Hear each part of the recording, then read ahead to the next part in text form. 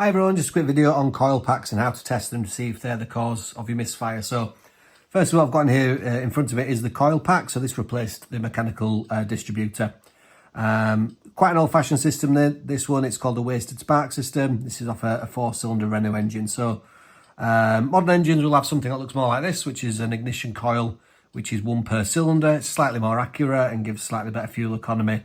So that's why they're used. But this particular one, you've got 2 coils rather than 4, so it is a cheaper way of doing it. So this particular one, I've got 4 ports here, if you can see. I've got the left one here with a little plastic brake next to it.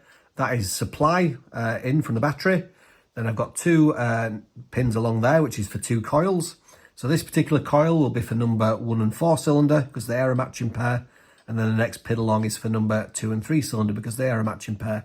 What do I mean by matching pair? So when number 1 cylinder, for instance, the piston's near top dead centre and the spark goes off, the number 4 cylinder will also be doing exactly the same thing, and that will be on the exhaust stroke. So a spark plug will go off in the exhaust stroke, but there's absolutely no effect there. So it's just a cheap way of doing it by having 2 coils, but it is the wasted spark system. And then the 4th one, along as you can see from my writing here, is the earth of the supply. So I'm going to test these in turn. I'm going to test the supply voltage back to earth, and then I'm going to test the supply to each of the coils and just check the resistance and see if, obviously that shows open circuit at the moment because they're not connected. So if any of those came up, then that would be indicating that the coil pack's failed internally. So yeah, first of all, mention again as normal, I've got my black in the COM, which is for earth, and I've got the red lead in the ohms, and it's set to 200, so I'm not expecting particular high resistance on this one.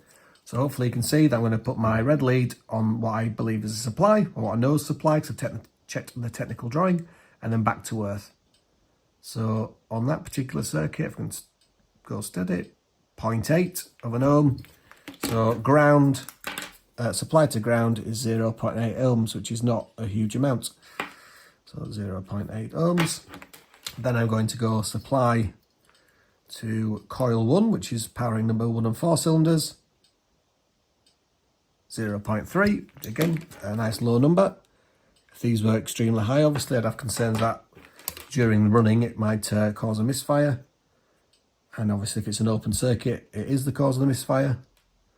And then the 2 and 3 cylinder, 0.8. So technically 2 and 3 cylinders slightly worse condition wiring than 1 and 4 cylinder, but it is fairly negligible. So with these old-fashioned coil packs, as I say, there is just 2 coils here. The impact of this would be, if this failed, would be a double misfire.